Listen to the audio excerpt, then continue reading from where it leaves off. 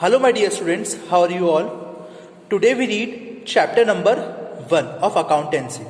Okay, already हम लोगों ने इस चैप्टर के अंदर पढ़ चुके हैं किस तरीके से अकाउंटेंसी का मीनिंग होता है, इसकी डेफिनेशन हम लोग पढ़ चुके हैं. ठीक है, अकाउंटेंसी की डेफिनेशन हम लोग पढ़ चुके हैं और डेफिनेशन के अंदर जो इसकी इंपॉर्टेंट प्रोसेस होती है, ठीक है, जो कि था IMRC CAC, ये ऑलरेडी हम लोग रीड आउट कर चुके हैं. और हम लोगों ने इसके टाइप्स भी पढ़े थे कि अकाउंटेंसी के कितने टाइप्स होते हैं, जो कि होता है फाइनेंशियल अकाउंटिंग, कॉस्ट अकाउंटिंग और मैनेजमेंट अकाउंटिंग. ठीक है, आज हम लोग पढ़ने जा रहे हैं ऑब्जेक्टिव. इससे पहले भी हम लोगों ने पढ़ा था कि बुक कीपिंग और अकाउंटेंसी के अंदर डिफरेंस क्या होता है. ठीक है ना, आज हम लोग पढ़ेंगे ऑब्जेक्टिव. अकाउंटेंसी के में ऑब्जेक्टिव क्यों है.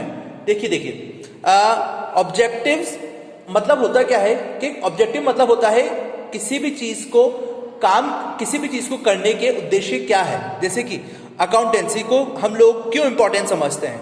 अकाउंटेंसी हमारे लिए आज के टाइम में बहुत ज्यादा सिस्टमैटिक रिकॉर्ड रखने का एक तरीका है. इससे क्या है, आसानी से हम लोग कैलकुलेट कर सकते हैं हमारा प्रॉफिट एंड लॉस. हमें इससे बहुत ज्यादा इंफॉर्मेशन भी प्राप्त होती है और यह है इजी टू मैनेजमेंट को समझने के लिए. मैनेजमेंट को समझने का एक बहुत ही ज्यादा आसान तरीका होता है अकाउंटेंसी. ठीक है, देखिए मैं आपको बता देता हूं ऑब्जेक्टिव. इसके जो मेन ऑब्जेक्टिव है, फर्स्ट ऑब्जेक्टिव है टू कीप सिस्टमैटिक रिकॉर्ड्स. देखिए, जब भी कभी एक एग्जांपल देके बताता हूं. ये है SRK. ठीक है, इस SRK ने क्या करा, ये इस एक कंपनी में काम करता है जिसकी कंपनी है ABC. ठीक है, ABC इसकी एक कंपनी है.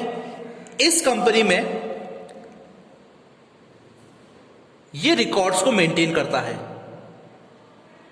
ठीक है, ये रिकॉर्ड्स को क्या करता है, मेंटेन करता है. अब अभी एक बार क्या हुआ, इस कंपनी में बहुत ज्यादा प्रॉब्लम चल रही थी, सपोज करिए. ठीक है ना, अब इनकम टैक्स ऑफिस वाले आए और इसके ऊपर फाइन लगाया. अब फाइन लगाया तो इस कंपनी के ऊपर जब भी कभी फाइन लगाया है ABC वाली कंपनी के ऊपर, तो इसके पास सारे के सारे जो थे वो सिस्टमैटिकली रिकॉर्ड थे. अब जब इसके पास एक सिस्टमैटिकली रिकॉर्ड थे तो इस कंपनी जो इनकम टैक्स जो ऑफिसर्स जो आए थे, उनको सब चीजें बिल्कुल सिस्टमैटिकली रिकॉर्ड्स के थ्रू इनको सारी स्टेटमेंट्स मिल चुके थे, जिससे कि कोई भी फाइन इस कंपनी के ऊपर नहीं लगाया गया. ठीक है ना, तो ये क्या होता है, कीप सिस्टमैटिक रिकॉर्ड्स. अकाउंटेंसी के अंदर सबसे ज्यादा इंपॉर्टेंट जो चीज होती है वो होती है रिकॉर्ड्स को मेंटेन रखना. अगर आपके रिकॉर्ड अच्छी तरीके से मेंटेन हैं, ठीक है, चाहे वो परचेज बुक हो, चाहे वो सेल्स बुक हो, चाहे वो परचेज रिटर्न बुक हो, ठीक है, या फिर BR हो या फिर BP हो, बिल्स रिसीवेबल और बिल्स पेबल हो, सारे के सारे स्टेटमेंट को अच्छी तरीके से रिकॉर्ड्स रखना ही बहुत ज्यादा इंपॉर्टेंट होता है. इसका सेकंड पॉइंट है to calculate profit and loss. अगर मैनेजमेंट को यह पता है कि पूरे साल के अंदर कंपनी में कितना ज्यादा प्रॉफिट हुआ या फिर कितना ज्यादा लॉस हुआ, तो ये बहुत ज्यादा आसानी रहेगी कि कंपनी की फाइनेंशियल पोजीशन को जानने के लिए, फाइनेंशियल पोजीशन को जानने के लिए कि कंपनी कितना लास्ट ईयर के अंदर ईयर एंड में कितना प्रॉफिट है या फिर कितना लॉस है. ठीक है ना, तो ये सारा का सारा इंपॉर्टेंट कैसा है,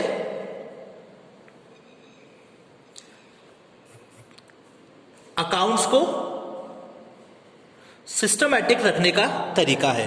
एक लास्ट और है, सेकंड लास्ट है, to provide information, to provide information to their users. देखिए, अगर सिस्टमैटिकली रिकॉर्ड रखे हुए हैं उस कंपनी ने, तो क्या होगा, प्रॉफिट एंड लॉस को कैलकुलेट करना बहुत ज्यादा आसान हो जाएगा। इससे क्या होगा, जब प्रॉफिट एंड लॉस में को पता करना बहुत ज्यादा आसान हो जाएगा, तो कंपनी की फाइनेंशियल पोजीशन कि कंपनी प्रॉफिट में है या फिर लॉस में है, उसको मेंटेन रखना, उसका पता करना, ये बहुत ज्यादा आसानी से पता चल सकता है year of the end. Next point है to provide information to their users. जो भी कंपनी के यूजर्स होते हैं, अब देखिए यूजर्स जो होते हैं ना, वो दो टाइप के होते हैं। वो जो यूजर्स होते हैं वो दो टाइप के यूजर्स होते हैं। एक होते हैं कंपनी के इंटरनल यूजर्स, एक होते हैं कंपनी के एक्सटर्नल यूजर्स। ये जो यूजर्स हैं, मैं आप लोगों को इसके नेक्स्ट वीडियो के अंदर बताऊंगा कि यूजर्स क्या होते हैं और इनका क्या काम होता है। ठीक है, इन यूजर्स को इंफॉर्मेशन को प्रोवाइड करना मेन अकाउंटेंसी का यूज होता है। ठीक है, इसका नेक्स्ट पार्ट है, मेरे साथ आप लिखते चलिए, असिस्टेंस टू मैनेजमेंट।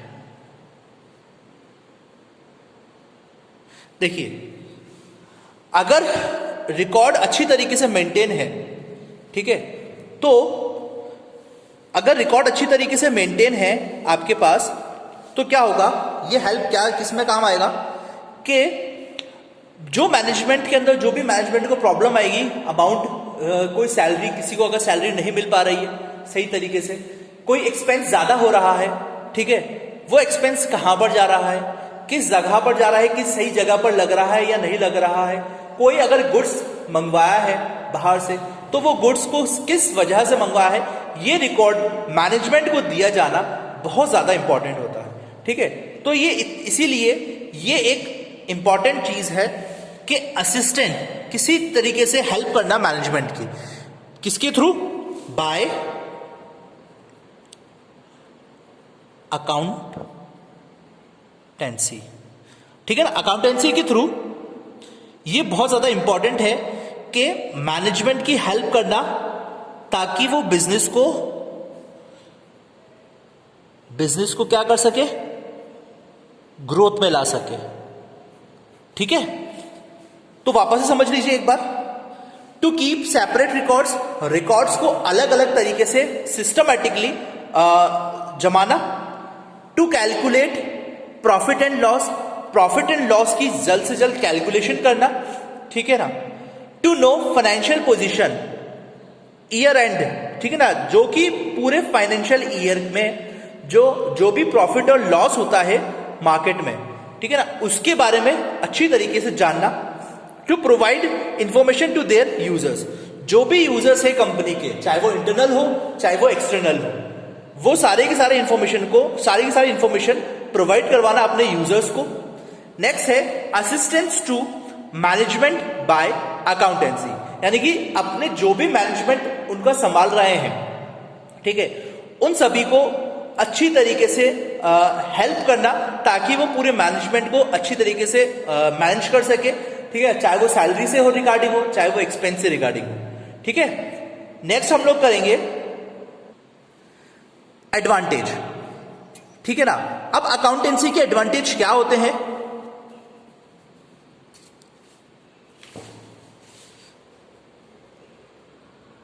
एडवांटेज पढ़ेंगे अब हम लोग। अब देखिए अकाउंटेंसी के क्या एडवांटेज होते हैं। अगर हम लोग एडवांटेज को एज अ प्रॉफिट लें, ठीक है, ये प्रॉफिट अमाउंट वाला प्रॉफिट नहीं होगा, ये प्रॉफिट वो वाला प्रॉफिट होगा जिससे कि हम लोगों को बिजनेस के बारे में अच्छी इंफॉर्मेशन को मिल सके। ठीक है। अगर हम लोगों की बिजनेस में अच्छी इंफॉर्मेशन होगी, हमारे बिजनेस में क्या आ रहा है, क्या हमारे बिजनेस से जा रहा है, क्या डेबिट हो रहा है, क्या क्रेडिट हो रहा है, ठीक है ना, ये सारी की सारी टर्म्स है ना जो मैं आप लोगों को इसके नेक्स्ट चैप्टर के अंदर बताऊंगा कि डेबिट क्या होता है, क्रेडिट क्या होता है। अभी हम लोग सिर्फ और सिर्फ इसके प्रोसेस पढ़ रहे हैं, ठीक है ना। चलिए, एडवांटेज क्या होता है, प्रॉफिट, ठीक है ना, कि बिजनेस में कितना क्या क्या प्रॉफिट हुआ है, ठीक है, वो चीज हम लोग अभी पढ़ रहे हैं। सबसे वाला फर्स्ट पॉइंट है इसका advantage, help to management, help to management. देखिए, मैंने आप लोगों को इसकी प्रीवियस वाले ऑब्जेक्टिव का अंदर ही ये बिल्कुल सिमिलर है, ये वही एडवांटेज है इसका कि ये हेल्प करता है मैनेजमेंट की, किस तरीके से प्रॉफिट हुआ और कहां पर, किस जगह पर जहां पर लॉस हुआ। सेकंड है maintain, help to maintain their records, ठीक है। नेक्स्ट पॉइंट है help to calculate profit and loss. Fourth statement है help to know their financial position, ठीक है। ये लगभग बिल्कुल सेम है ऑब्जेक्टिव की तरह। अगर एग्जाम में अगर आप लोगों के आ जाए कि write down the objective of accountancy, तो आप लोगों को ऑब्जेक्टिव और एडवांटेज के बारे में इस तरीके से इसको एक्सप्लेन करके लिखना होगा, ठीक है। तो आई थिंक आप लोगों को ऑब्जेक्टिव और इसके एडवांटेज आपको समझ में आए होंगे। अगर आपको यहां पर तक कोई प्रॉब्लम हो तो मुझे व्हाट्सएप पे मैसेज करके कभी भी किसी भी वक्त पूछ सकते हैं, ठीक है। अब हम लोग मिलेंगे इसके नेक्स्ट वीडियो के अंदर, तब तक के लिए पढ़ते रहिए। Thank you, have a great day.